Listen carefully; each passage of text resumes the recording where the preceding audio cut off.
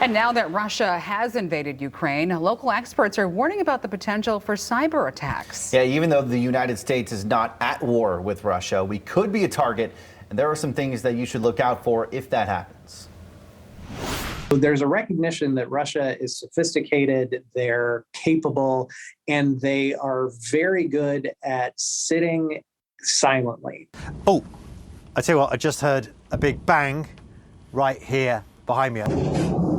Explosions ringing through Ukraine's capital city of Kyiv, marking the start of the Russian invasion. And those were anything but silent, with that footage now seen and heard across the globe. This is what usually comes to mind when many of us think about war.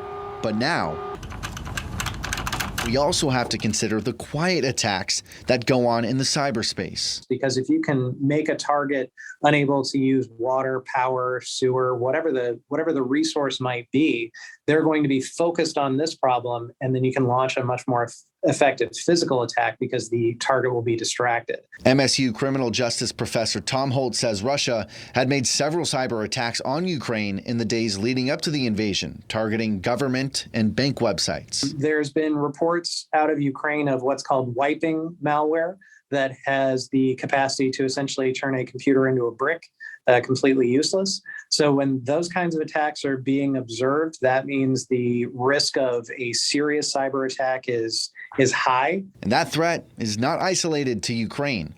Holt says other countries, including the United States, could also be hit, either directly or as collateral damage. So we can imagine that might happen here, either to hinder military response, to affect physical or domestic operations in some way that might make us a little harder to respond to Russian threats in Ukraine than we might want to be. Holt says Russia has been very effective in the cyberspace for decades now, making what's called advanced persistent threats, or APTs, using sophisticated malware that isn't detected until it's way too late.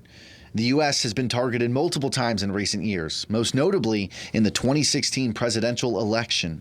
That's a combination of both phishing, where simple forms of attack were used, coupled with malicious software, and with the use of the information derived from those hacks being used for disinformation campaigns.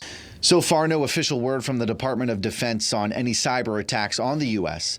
However, the FBI is warning businesses and local governments to be vigilant for any attempts. Holt says it is reasonable to believe those attacks will come. That if we start getting reports in the United States of outages, websites being down, services being crippled, weird emails, these are all indications that something is happening.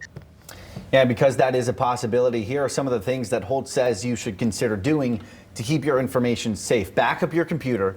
Make sure any antivirus tools you have on your computer for security are up to date. Also be mindful of those phishing emails he talked about with sketchy web links.